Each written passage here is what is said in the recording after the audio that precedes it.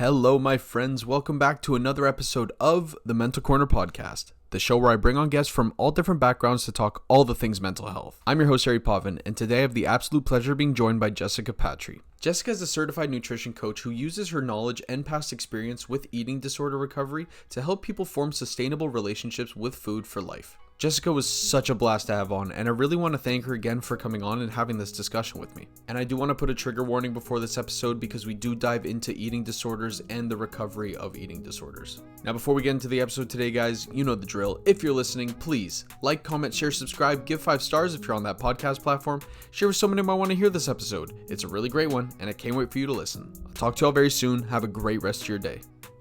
Peace.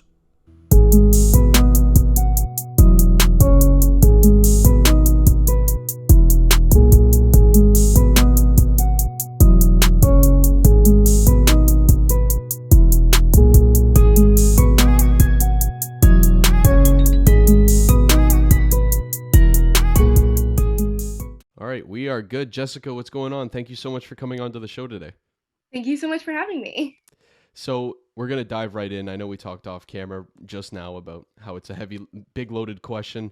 So what inspired you to get into the nutrition business, the advocacy work that you do, all of it?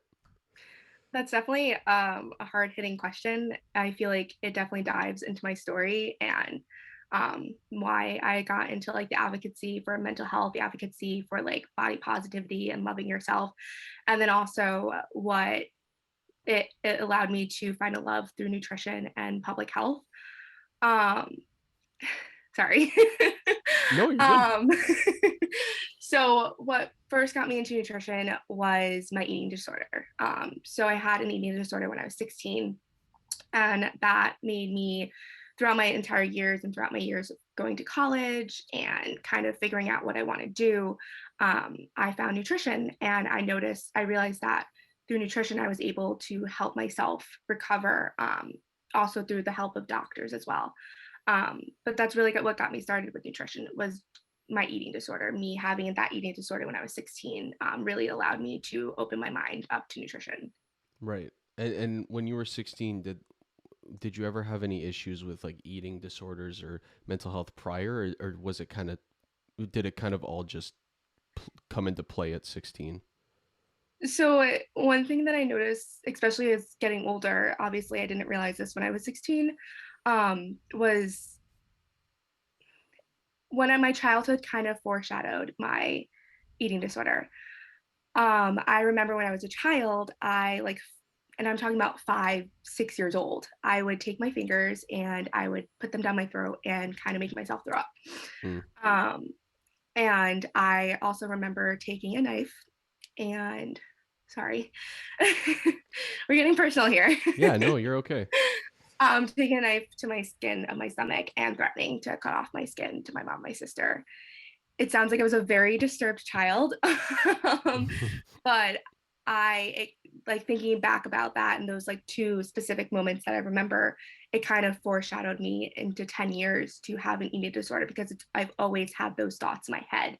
I was always those thoughts where you think like you're not good enough, you're not worthy, people don't like you, you're not pretty, like all those thoughts that continue to destroy your character and control, like destroy who you are. So no, it didn't just happen like overnight. It was kind of just like collectively going all like throughout my entire life. I remember I found a community on Twitter, and the community was called Pro Anorexia. Mm. And I found them through my personal on my Twitter account. So I made an anonymous Twitter account where I started doing my progress, like my weight loss journey and all my progress, and kind of joining that community. I don't condone the pro Anna community now because I understand where I was then. It was promoting bones and like throwing up, making yourself throw up, and like all these very bad eating disorder. And it was what got me into my eating disorder and realizing like, wait, okay, if I put my finger down my throat and throw up, like I'll get skinny. And it shows ways of burning calories for 10 minutes. Like you can burn 100 calories in 10 minutes and all this other stuff. So it got me into that as well. Was that Twitter account around when you were 16 or was that before? So the Pro Anna was around. My anonymous Twitter account I made when I was like 16. Um, and it's still active today. I have about over 20,000 followers on it, but I don't really post on it anymore just because it's kind of like a piece of my past that I kind of just want to leave in my past. But I'm still not ready to kind of delete it altogether, I guess. Right, because it's part of your story and, Yeah. kind of shaped who you are today. Oh, yeah, 100%. Like, I don't regret, having an eating disorder. I don't regret everything in my life. Um, the one thing that I would regret if I did have any regrets was not recovering completely and fully today. Mm, right. Now, in terms of the recovery, like when you were 16 and you had the eating disorder, like what prompted you to get the help that you needed? Because when it comes to recovery for anything, it's not easy to sit there and go, I have a problem that I need Yeah. to address here. And it's kind of the hardest first step to ever do. So what prompted your first step there? um, so it didn't happen right away. And yeah, no, it didn't happen right away. I still had an eating disorder. I didn't realize that I had a problem until I was kind of like 18, 19. I Hmm. probably should have realized when I was a senior in high school and I almost didn't graduate high school because I would have to leave during fourth period because I wasn't able to make it through the rest of the day because the lights were hurting me so much. And I was getting such bad migraines that I couldn't make it throughout the day. Um, so I should have noticed then, but I Right. didn't. I realized, and I remember this like it was yesterday. I was outside. I went for my daily run and did my daily Pilates workout at 5 o'clock in the morning. I know, crazy, Awesome. Yep. but this is the mind of a girl who had an eating disorder. So, um, and it was 2 o'clock in the afternoon. The sun was beating. It was in the summer in Connecticut, and I remember having like getting up to go to the bathroom, and I just went black. Like I Hmm. just like blacked out. Like everything, like my vision went black, like my vision went blurry, like I passed out. And I remember going like in my house, not telling my mom, not telling my sister, not like they had no idea what was going on. I hid it very well. And just grabbing like the closest thing to me to eat, and which was pretzels, salted pretzels, and I just like shoved them in my mouth. And then in that moment, I realized, wait, okay, I have a problem. I have an issue, and I at that point I was already going to doctors who told me kind of that I wasn't eating enough. But back then, my age, I know I'm not that old, but back then, mental health and eating disorders wasn't really like as accepted as it is like now. Kind of being that advocacy for that mental health, kind of like telling younger boys and girls that having an eating disorder isn't necessarily the best thing to have. Um, so a lot of the doctors kind of just were like, oh, you have to eat more. Oh, she can't work out. Like I wasn't allowed to work out, but I was still working out. But that was kind of just the point that made me realize like, okay, wait, I need to get better. I need to recover. I need to realize that I need to start eating and stop starving myself. Right. Yeah. It's the discussion around eating disorders is kind of like, well, I mean, it's literally in the discussion of mental health. But I agree. When I was in high school and stuff, and someone had an eating disorder, it was Yeah. just like anything else, where we would look and be like, oh, ugh. It's like in high school, I because I was bigger. Hmm. Um and I remember coming back to high school like summer after, and everyone was like, oh my God, Jess, you look amazing. Wow, you're so skinny. Oh my God. So it was kind of like, okay, I look great. Let me continue going. Right. So it's like when you're bigger and you go skinnier, like skinny, it's like you're a success story. And no one really cares if you had an eating disorder, if you starved yourself. They just care with the fact that you were bigger and then you're not. So they don't care about what's in between. So it's crazy when you think about it, how that's like the norm. Like that's the normal. Like people don't care about that, especially during my time. That's what made me continue like with my eating disorder. hearing the people say, wow, you look amazing, wow, you look the best you've ever had, like those words of affirmation made me feel good and made me feel like what I was doing was okay.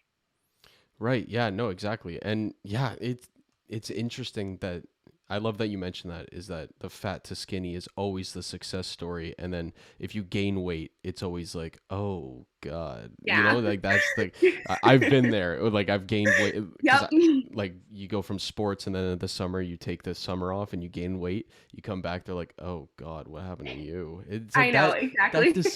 discussion is just horrible. Yeah, I definitely agree. It's like you're people if you're bigger and like it's just kind of people just think bad against it. People are like, oh, okay, she was so skinny. Why is she bigger now? My God. And like, but it people don't understand like what another person's going through. They don't understand like the ends of where they get. Like, of course I gained weight. So I thought everyone was gonna say something about it, but something that I realize and that I try to allow like my followers, like people who follow me, people what I advocate is that no one cares. Right. I thought people were going to care that I gained weight. I thought people were going to care that I wasn't skinny anymore. And everyone's like, no one notices. No one cares. It's really just in your head, considering it is a mental health disorder. So it makes sense. Right, yeah, exactly. Now when you were going through recovery at 18, 19, how were you able to push through the hard points? Because it recovering's tough. It is. And there's a lot of times where you lose motivation to keep going because you're like, I'm not getting better, or it's not Mm, linear like I expected. So what no. what got you pushing through those times of doubt? Um, I'm not gonna lie, I relapsed a lot. Mhm. Um, so it's definitely you're right, it's not linear. It's like an up and down kind of like journey. Um, what got me through it and like continuing it was myself and kind of no one else. I just knew in myself that like I wanted to get better for me. And I think that's the most about recovery is that you can't force someone who doesn't want to go into recovery. And this is for everything, who doesn't want to go into recovery. They have to want to do it themselves. So I realized that I didn't want to hide what I was doing. I realized that I wanted to recover for me and just me. And I think that's also what helped me in the end to fully recover, knowing that I'm doing it just for myself. Mm. Yeah, yeah, 100%. I've gone to therapy to try to get better for other people, and it doesn't work. It It doesn't never work. It never yeah, no, does. it doesn't work. Like you can't go into the recovery with the mindset like that you're doing it for another person. You can't. It has to be 100% yourself. Yeah, absolutely. Now when you were going through recovery, were you right out of the gate open and honest with your family and friends, or did that take time? That took time. I think my mom knew because uh she said something to me. Mm. um and my sister kind of like figured it out. Um, I remember one of my best friends, and I'm friends with her to this day. We've been friends for like 17 years, literally since we were little kids, which I'm grateful for that friendship. Hmm. I remember going to her house like when I was 18, 19 every day, every morning, and she would make me breakfast and she would sit down with me and she wouldn't like talk about the food or anything triggering to me in the sense. Um, and she would just sit there and eat with me. And she was there for me and she supported me in that sense. And I eventually opened up to her about it because I knew she knew. She knew because my sister said something to her because my sister figured it out. Um, but she was just there for me. And that was kind of like allowed me to kind of open up about it, but I didn't open up about it to anyone else until a couple years ago when I made this post on National Eating Disorder Awareness Day, and I kind of let everyone know, like in social media, everyone was shocked. Everyone was like, "Oh my God, you got an eating disorder?" And I was like, "Yeah, I did." And everyone was kind of like, "Oh my God, I had no idea," and like just saying all this. And I'm just like, well, you wouldn't know because a person who has an eating disorder, any mental health disorder, they hide it from anyone. It's just something that we do. So I guess I told some of my close friends, but I just wasn't willing to open up about that just yet. I love what you said about your friend because, when we're talking about, because, people reach out all the time talking about like, how can I be there for people in my life for any sort of mental health issue. Oh And yeah. it's always like, it's hard not to overcomplicate the scenario because you just Hmm. want to be there for them and you just want to try your Yeah. hardest, to be there for them. And sometimes all you need is just like you said, something simple. Because Like, no, go for it. oh no, I was just gonna say just being there. Like you're right.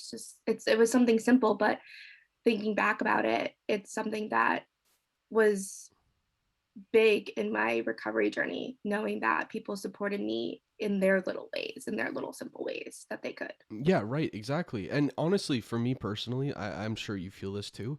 When I was, I really, I wanted to reach out to people, but I didn't at the same time because I knew that once I did, they would try to swarm me and Hmm. overcomplicate the "I'm here for you" scenario. Yeah. But it was the friends that like I tell this story all the time, but my one friend, she held my hand going to therapy for the first time and didn't do anything else. That was it.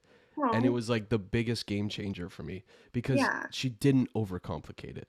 And I think that's so important to remember is that like, when people ask all the time like what can I do? It's don't just keep it simple. Keep it simple because that's oftentimes that's what people need is something less Hmm. overwhelming than what they expect.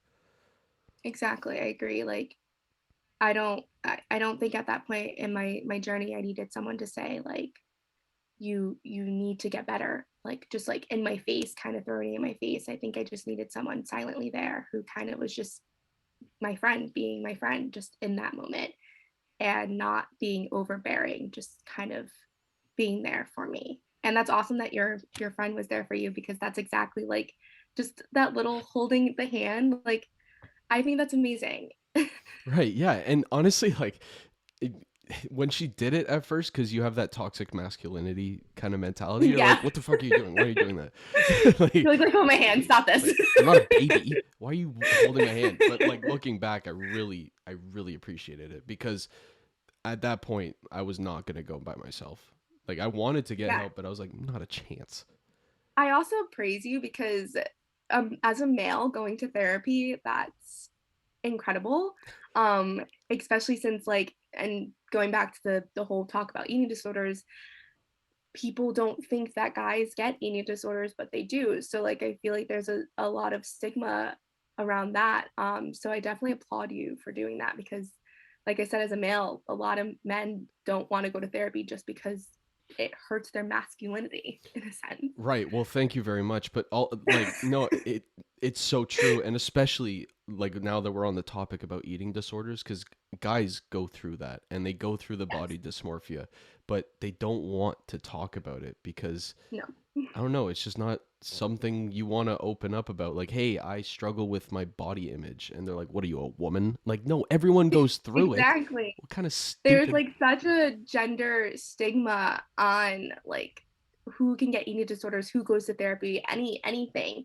And if they hear that a guy has it, they're like, oh, just like suck it up, like you're be a man. And I'm just like, what is being a man? You can't have any like you can't go to therapy, you can't do stuff like that, like what a woman does. Like they put like gender stereotypes on those type of things, and I'm just kind of like, wait, it shouldn't be stereotyped to a specific gender. I mean, going to therapy is going to therapy. It's not, oh, only women can go to therapy, not men, because it's going to hurt their masculinity. No, no, a guy can go to therapy and not hurt his masculinity.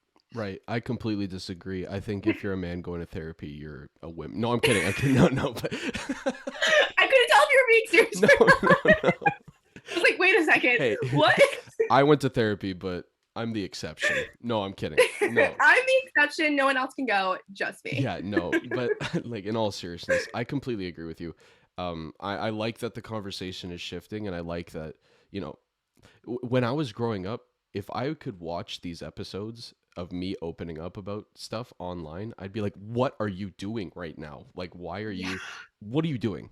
But now we're in a place where we can talk about this stuff. Even like in your situation, like with eating disorders, could you ever imagine like in high school ever opening up about this online and being like, hey, I have this thing that I struggle with? Absolutely not. If I'm being honest. I think when I was 16, and you never really think how your life is going to go.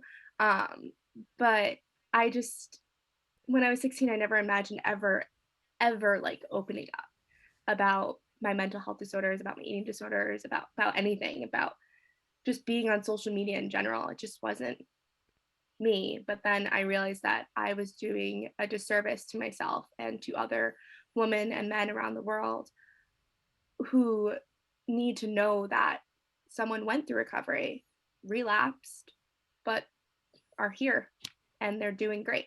So I kind of just think in the back of my head that like I'm doing this for myself and for the other people who need to know um, that it's okay, that recovery it works and it's okay. Because when I was 16, I didn't have someone like that on social media.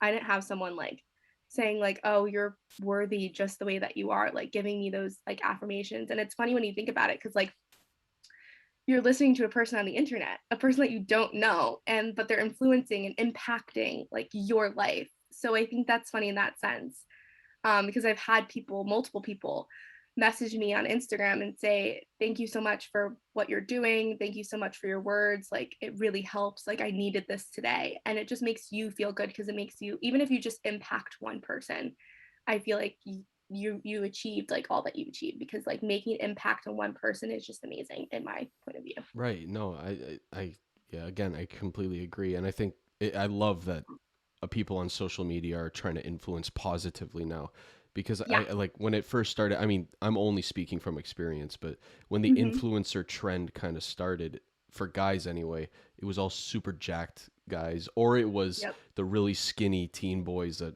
everyone has an addiction with for some reason, like the Timothy Chalamet kind of looking. I don't know, I don't get it, but but like as a kid growing up trying to figure out why my body was different from everyone, seeing these influencers blow up when it's like they don't have the back hair, or they're skinny and they're lean and they're tall and they have abs, you're like, oh god, is that like the figure of perfection now? Like, is Yeah. that what I have to strive to be? Because I'm not gonna get there. I'm not gonna grow anymore. Is that the beauty standard, I Yeah, guess? Like, yeah, exactly. And so now to have it shift, like, I mean, shit, it. I was gonna say, like, I feel like especially for women and men, I feel like the standards of how to look has definitely changed now.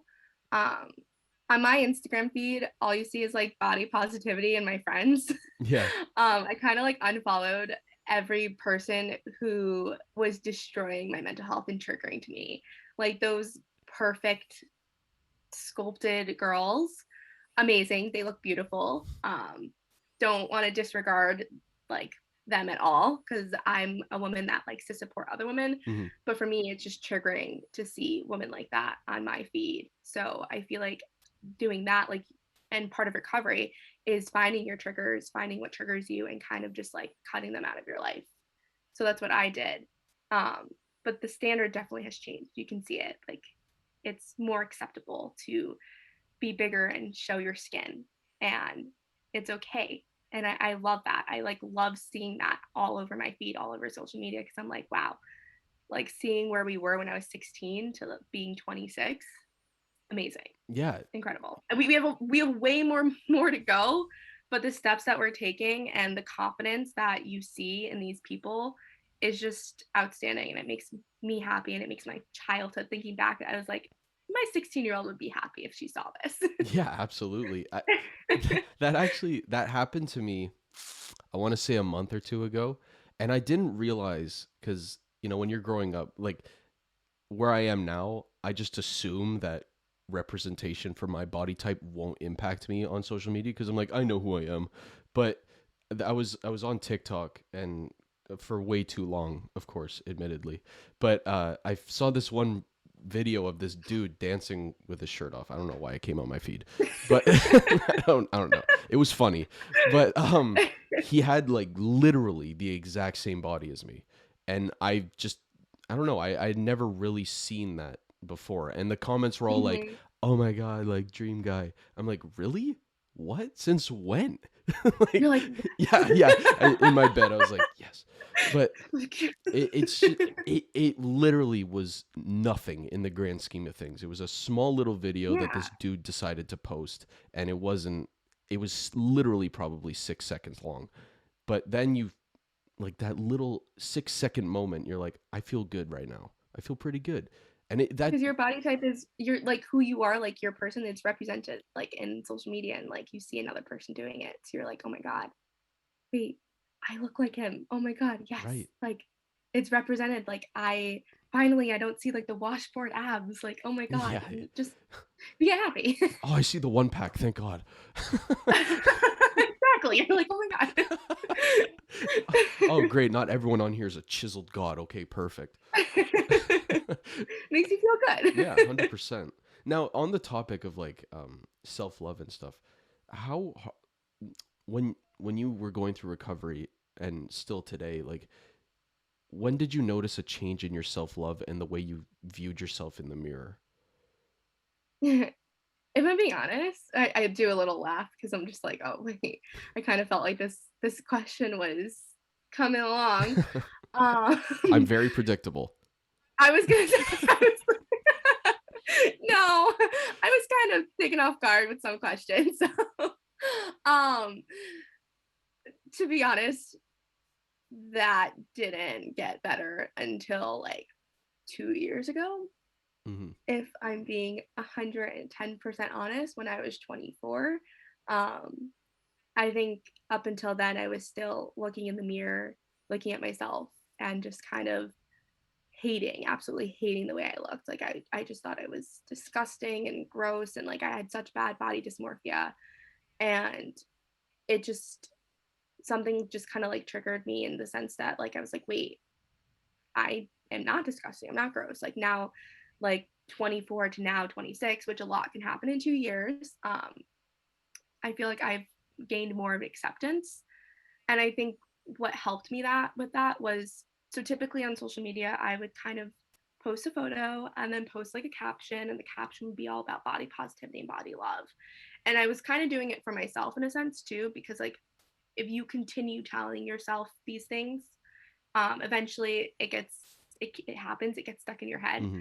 um, but from 24 to 26, I decided to actually post like videos and pictures of like not perfectly angled photos, like my actual true skin, and being more accepting of my body on social media and showing people that it's okay to look like this.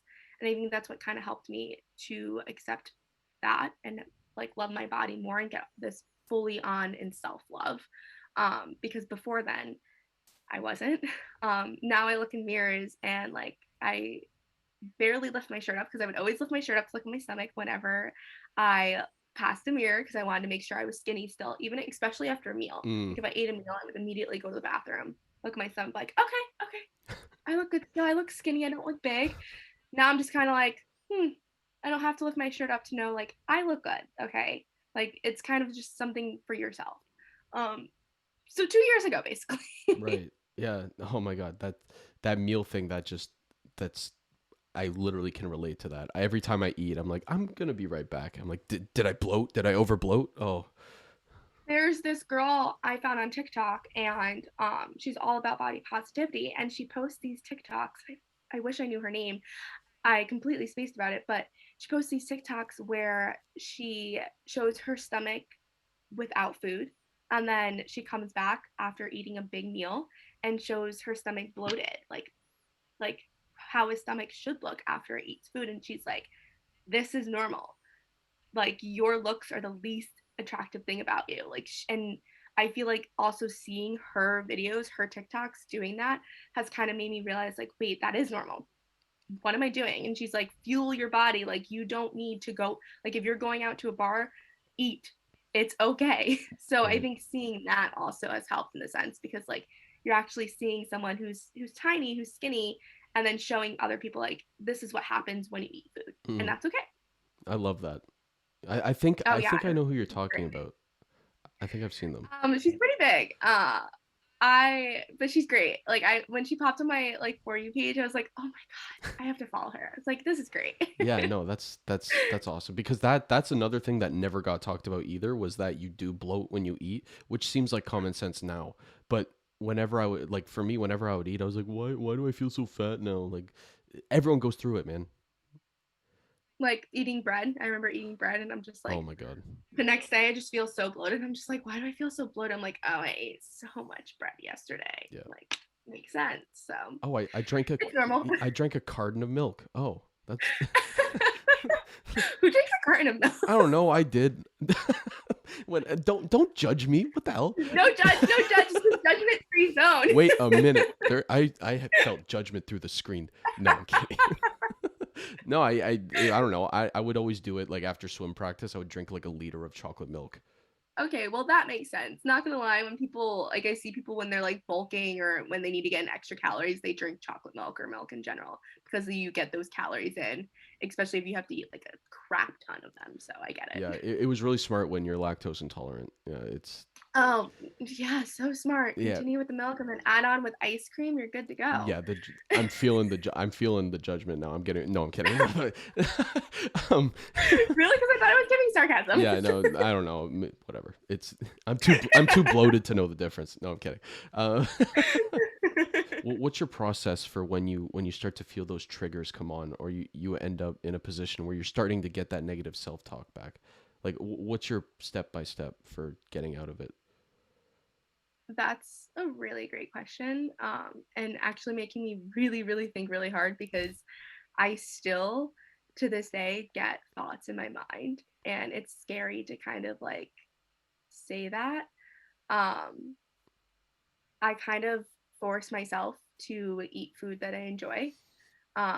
Like if I think, oh my God, I look fat, and I'm like, no, I need to eat something. I don't really have like a step by step process. It's kind of more so pushing those thoughts to the back of your mind and kind of doing the complete opposite. I don't know. I don't, maybe it is, maybe I do have a step by step process and I've never really noticed it. It's also the matter of kind of talking to someone.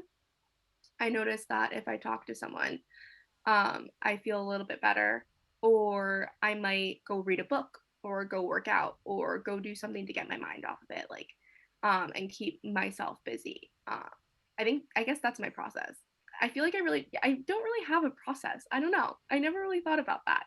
Um, but what I've been doing like has worked. I think I got to the point where I can kind of push those thoughts to the side. I can kind of tell myself like I you don't want to be where you were when you were 16. Like and oh, this is what helps too. Looking at photos of myself when I was 16, when I was younger, and like putting them side by side to where I am now, that might be triggering to other people who went through what I went through, who had an eating disorder, body dysmorphia, anything like that. It might be triggering for them, but for me, I kind of see myself in the light, and I'm like, oh, like I was sick here. Like I might look good in someone else's eyes, but in mine, like I was sick. Like I was not okay. And here I'm healthy. I look great. I'm recovered. So putting them side by side and looking at them, I'm kind of like, I don't want to be the left side of the girl again. She was a part of my journey. I don't regret her. She made me who I am today, but I want to be the girl on the right. So I guess that's my process. Right. No, I love Kind of like all over the place. no, I love that though because the first step, like you just admitted, is or that you just said is like acknowledging that those thoughts are coming back. I think that's the important one that you have to do because I mean, for me, when I was going through recovery and I would get the thoughts again, I would be like, no, there's no way, and you would Yeah. push them down, and that's not ideal. I did that in the beginning, and I think like how you said, acceptance and acknowledging those thoughts definitely is like a great step to have. Like you need to acknowledge that you are having thoughts and that that's okay, but they're not going to last forever, you know? Like you might be having thoughts now, but just like keep pushing through them. Like and also I want people to know that relapse is a part of everyone's journey, you know? Like and that you're not a failure, not less of who you are as a person if you do relapse. So Yeah, absolutely. Yeah, don't be so hard on yourself when it happens. yeah, Just exactly. Like I was so hard on myself, like because I remember eating a brownie and then immediately going for like a 5 mile run. I was a runner when I was back damn. then. So yeah, I did track and everything in high school. So Mhm. I was a runner. And eating a brownie, going for a run, and then like going to the bathroom trying to make myself throw up. And this was like during like my recovery period and stuff. And I just felt like such a failure. Like, oh my God, like I kind of like relapsed and I'm like, oh my God, I can't even make myself throw up. Like it was just like, but it happens and it's a part of everyone's journey, and you just know that that's okay. Like that just means that you're human. Mhm. Yeah. I don't think that gets talked about enough when it comes, because No. even, I mean, for anything in the world, when you Mm-mm. talk about like the journey, it's always like the end result, like the success at the end, and the fact that, oh, admitting it's the first step. But we don't really talk about the middle part where it's like, hey, you're Yeah. not going to improve every time, by the way. Yeah, but like, and it brings me back to what we were talking about earlier, like how I said like the success story with the getting you're bigger and then you get skinny, but no one really cares about the middle part. They just care that you got there. Mhm. And I think also recovery relates to, and I'm only saying this because I'm in the field currently, like substance use disorders. Like with recovery, like people don't like to talk about like recovery, but what we learn is that you have to talk about recovery, but you also have to be there. Like, and also that people think that as a substance use disorder or any disorder, any mental health or anything like that, relapse is kind of taboo, but it's not. Like you just need to know that it is a part of your story. It is a part of who you are, and that's okay. It's okay because like you're human. That makes you a person. Like everyone makes mistakes, so why can't you make a mistake on your recovery journey? Right. Yeah. Why are you setting yourself, like, I mean, you should, but in some aspects, but why are you setting yourself to a higher standard than the human population when it comes to recovery? Exactly. That's Yeah, that's not, I that's agree. not Like fair. no, it's not. Like you're a human. You're a person. Like you make mistakes in your everyday life, so you are allowed to make a mistake during your recovery. And I just want people to know that I've relapsed, I've made mistakes, but I'm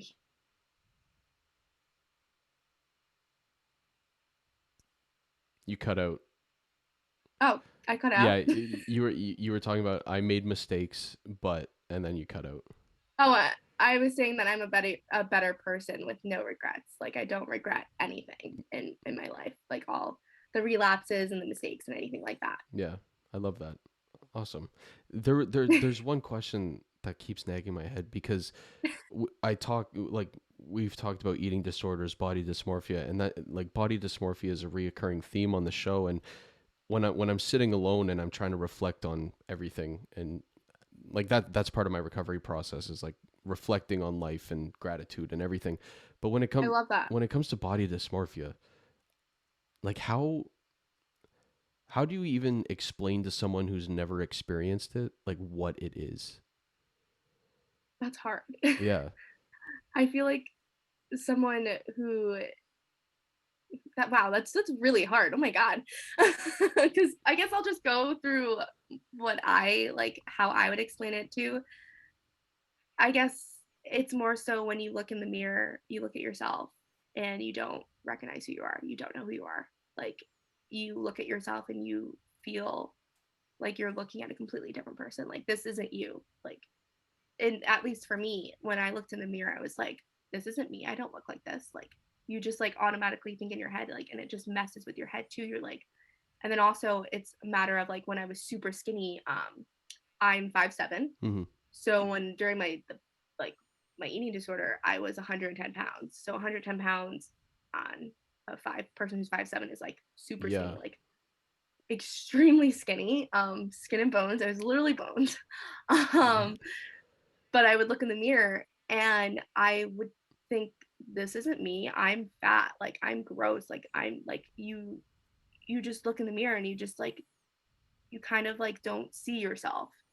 Um, and I think that's body dysmorphia in a sense, but like body dysmorphia is so hard to explain to a person who never experienced it. But then when I think about it, people who even don't have eating disorders go through body dysmorphia. Mm-hmm.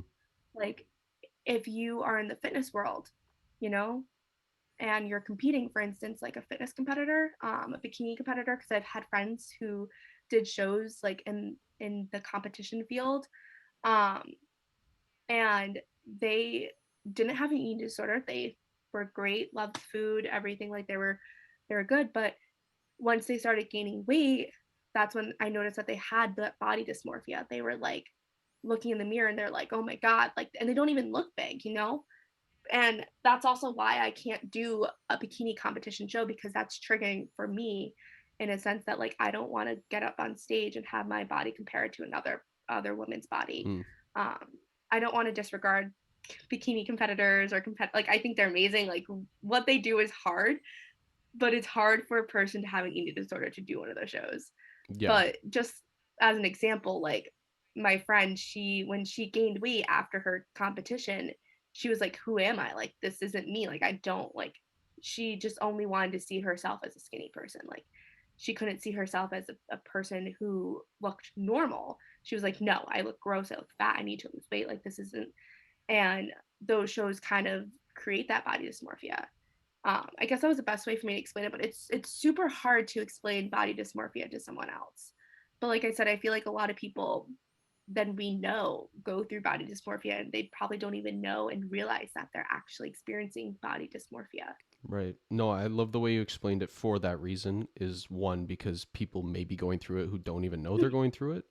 And two, if you're one of those people looking from the outside in, I mean, you explained it perfectly, but it's so hard to even kind of grasp the whole idea because, like, if you're a friend of someone who's going through body dysmorphia and they look healthy and they're telling Mm-hmm. you that they're fat and disgusting, as someone who's never understood it, you're kind of looking at it like, what the hell are you talking about? Yeah. And then it's like it's all like I've seen this firsthand where people are experiencing that body dysmorphia and they're like, I'm fat, I'm gross, I need to lose weight, and they I mean they don't, but Mm-hmm. like people just go, you're just looking for attention, you're just fishing for Yeah. attention right now, stop it. Yeah, no, I definitely agree with you in that sense. Like people think like, oh my God, like, but like here's my whole premises is that you can be the most confident person, the most prettiest person, like beauty standards wise by society, um, but also the person who is dealing with the most, the person who is the most insecure, the person with that body dysmorphia. Um, so like even if you're confident or something like that, you have that. And I agree with you. Like when I looked at my friend, I was like, you look amazing. But it's also a matter of you need to step back and realize that they have like they have body dysmorphia. They have like a mental health illness. They have something. And I consider body dysmorphia mental health illness. I'm not sure if that's like kind of already like talked about that body dysmorphia is a mental health illness, but I label it as one because it's in your head, like it's your mind thing. So it's like it's mental. Um, so in that moment, it's kind of hard to also help a person with body dysmorphia because you don't know the right words to say. Like, and you kind of, I mean, at least for me, I would get nervous because like I was like, I don't know what to say Yeah. because like I went through like having an eating disorder, so it's like I don't know if I should just stand here or like kind of like say something, and I guess I kind of just, in a sense, reassure them. Reassurance is, I guess, the best way to do it, but you're 100% right. Like I completely agree with you. Yeah, no, body dysmorphia, if it's not classified as a mental health or a mental illness, sorry, you should at least approach it like one. I think Mm-hmm. that's the important thing is that you don't just dismiss these thoughts that are Yeah, controlling your everyday actions. yeah, exactly. And actually, one of my triggers was the word fat. I hated the word fat. So like whenever my friend would call herself fat, like I would be triggered in that sense. Like I don't know why it was one of my triggers, but it was. Hmm. So it was also hard in that sense when you're recovering. And then you see someone who also has a like body dysmorphia and you're just standing there. I'm just like, I don't know what to do. Right. But I also think that that's okay, like not knowing what to do. Like it's okay to not know what to do. So Well, that just goes back to the simplicity thing. If you don't know what to do, just be there for them. yeah, exactly. So I was just there. Yeah. Like I was like, okay, I'll just be here supporting you, doing your thing. I love it. I love it. You need people like that. Exactly.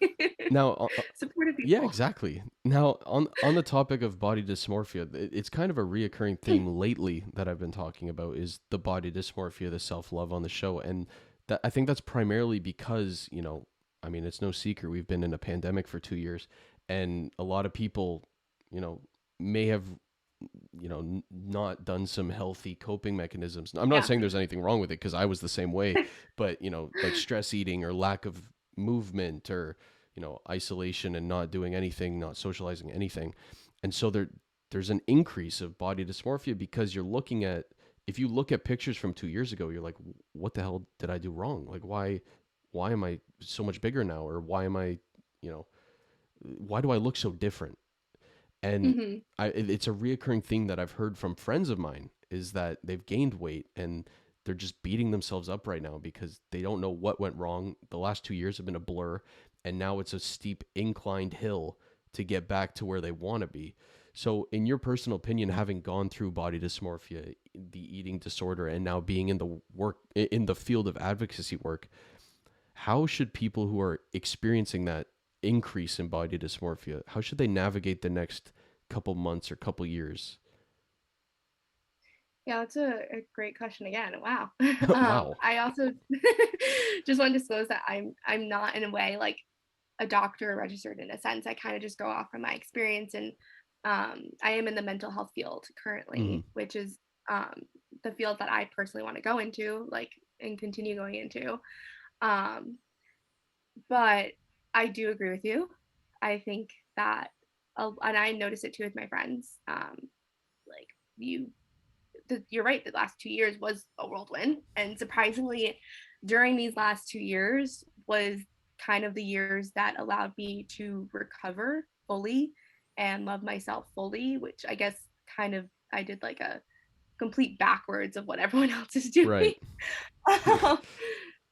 So a person suffering with body dysmorphia, um and how to like navigate that in the next couple years, I guess, is to accept yourself first, like how we talked about like acceptance and everything. Um and wow, okay. You got me stumbled. I did it. Oh, do you like doing that? Do you Not like so getting people stumbled? predictable. Not so predictable now, huh? I'm like stumbled, like because I'm not sure. I feel like I'm not sure because it's hard. It's hard to describe what a person should do and give them advice in that sense. I guess it's a matter of like you're not gonna know, like you're not gonna know what's gonna happen in the next couple of years. But I guess for me personally, if putting myself in their shoes would be to set a routine, like wake up every day with a specific mindset and just have a routine. Like if you want to journal, like what are your goals for the day? What are you going to do? And also do things that make you feel good and make you happy, that make your mind not have to go towards that body dysmorphia.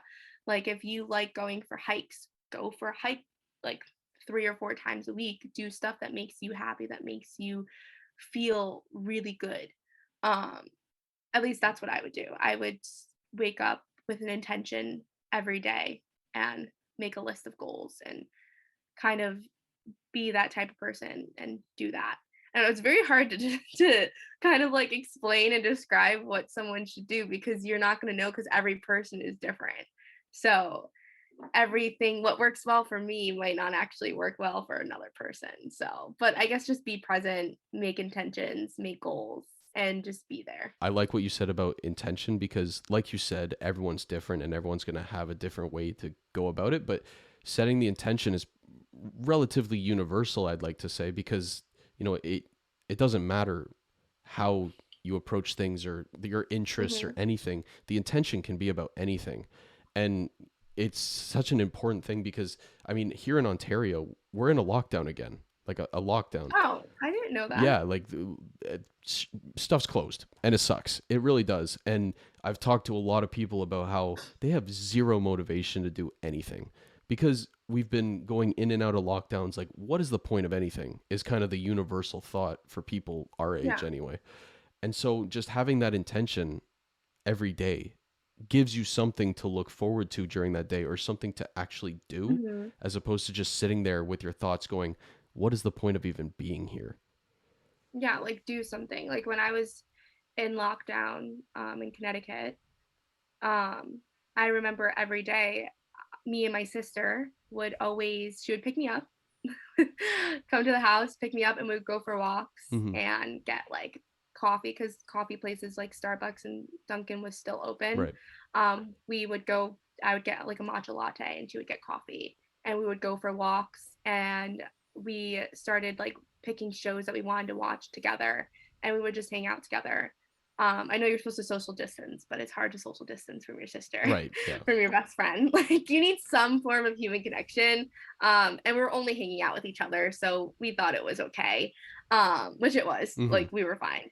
But I kind of looked forward to waking up and going for those hikes, going for those walks, like watching our show, Sweet Magnolias, amazing show on Netflix. And just like I looked forward to that. And I think that's also what helped me during quarantine was that I looked forward to be hanging out with my sister every single day Right. and doing stuff that I enjoyed. And you're right, like look forward to something every day, like how I said with intention. Like if you're not looking forward to your day, how are you going to get through it? Hmm. Just like look forward to something, like do something that's going to make you want to continue.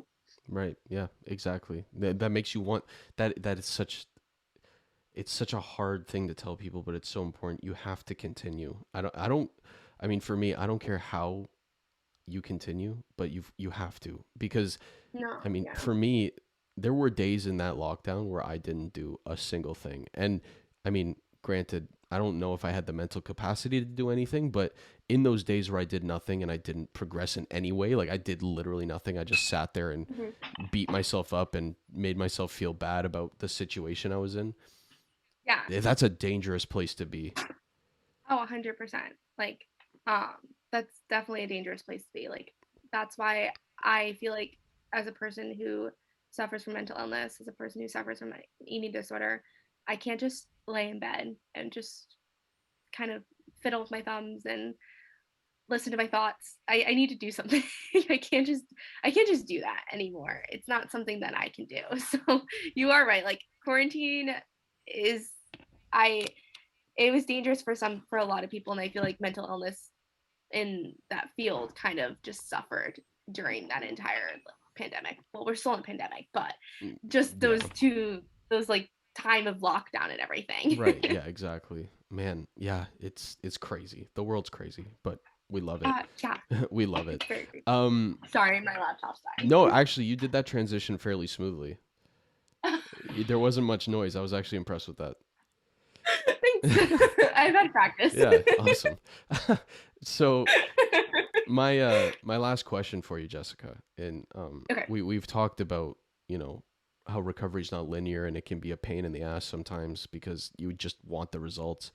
But you recently, I think it was yesterday, you posted an Instagram story that showed your 10-year transformation. Um, Yes. and it's such a great reminder that, you know, recovery isn't linear, and that it takes a long freaking time. So Oh yeah. for people who are maybe in a position that you were in, let's say 5 years into their recovery, and they're seeing those dips and inclines along the way, like what would you want to say to them if there's like, if they may be starting to feel discouraged because the recovery process is taking so long? Um, One thing that I would say is as hard as it gets, don't give up. I know you're going to want to, and I know it sounds so simple to say and something so simple to do, but don't give up because honestly, it's worth it. Um, Kind of seeing my 10-year transformation, and that wasn't even like, I think it was 2011 till 2000, like literally December 2011 to December 2021. And I just like kind of caught myself staring at that 10-year photo and like seeing how my face filled out and like I don't look. And that's not even the peak of like my eating disorder either, that picture. I have way worse ones. Mm. But, and I guess this can even say, like, if I can say something to my younger self, even so, like, this is what I would say is like, it gets better. It may not be better right now, and your thoughts are valid and what you're feeling is valid, but it gets better. And if you give up now, you'll never know 10 years down the road where you can be in your life. You'll never know the amazing and completely beautiful person that you can be 10 years down the road if you give up now. If you allow yourself to give in to those thoughts, allow yourself to give in to what you're feeling, which is valid, but to know that it's okay. So I guess the thing with that is to not give up, because you just won't know, like, be here, be there, like, just don't give up. It's just something that I've always like wanted to tell my younger self, is to never give up. Like, because it looking back and like talking about my story with you today and about what I went through, it kind of makes me happy because I didn't give up, but I didn't have someone to tell me that. I didn't have someone in my life who told me that my feelings are valid, who told me to never give up. I had to learn for it myself. And again, that's a big reason why I advocate for mental health right now, is because I want to be that person for that 16, 17-year-old girl or boy who feels like they have no one and who can look up to in that sense, because I've been through it. I went through it. So I think that in a sense would be something that I would say to them. Yeah. I feel like, again, all over the place, but it makes sense because my thoughts are always all over the place. Right. No, it was perfect. Yeah. There's a lot of 16-year-old Harrys that are going to listen to this who really appreciate what you do, Jessica. So thank you. Thank you. I just, yeah, I hope so. There'll be a lot of 16-year-old Harrys and a lot of 16-year-old Jessicas listening to this, because that would be amazing. And to know that, like, I think it's also a sense of like, you're seeing someone 10 years down the road recovered, and you're like, it kind of gives you hope in the sense that, like, if they can do it, I can do it. Yeah, absolutely. Where can all my listeners find you if they want to see more of the stuff you do? So primarily I am based on Instagram. That's kind of where I post all like my mental health stuff. So my Instagram is Jessica with 2 A's, Patrie. Pretty sure that's it. I kind of post some TikToks, and a lot of my TikToks are mostly like body positivity and everything, but mostly the basis is my Instagram. That's where I post like the stories talking about mental health, kind of reassuring people, writing my post captions and everything like that. I feel like that's just a way for me to be able to talk to people and connect with people in that sense. So Instagram is the main one for that one. Awesome. And I'll put that link down below. Jessica, again, thank you not only for all the work you do, but for coming on and sharing your story. I really appreciate it. Thank you for giving a platform to people like me to be able to come on and talk about their story and kind of remember it, because I had to do like a lot of like memories. Like I was thinking like, as the I know I talk a lot, I'm sorry. No, I love it. It's great. I was thinking in the past like week, because I knew I had this podcast to come on to, and I was like thinking like, oh my god, what questions are you gonna ask me, like, oh my god, like, because I'm a very self-critical person, so it's like, oh my god, like, and I was thinking like remembering back then like my eating disorder, but it's nice to remember how far and to like talk about how far you've come, because if you see how we first talked in the beginning, like when I was telling you the basis and everything into where we are now, it's like everything in between, it just makes me happy looking back and remembering. So I thank you for creating this platform for someone like me to be able to do that, because it really does show like how far I've come from this 16-year-old girl to this 26-year-old woman who is trying to do good work in the world. Yeah, no, absolutely. I don't even know you, and I'm proud of you. But just like keep going. Seriously, we need more people. Keep going. Don't give up. Yeah. Keep going. Don't give up. we need more people like you out there advocating for this stuff. So, thank you. Thank you. I appreciate it. And to all my listeners, I will see you guys next time.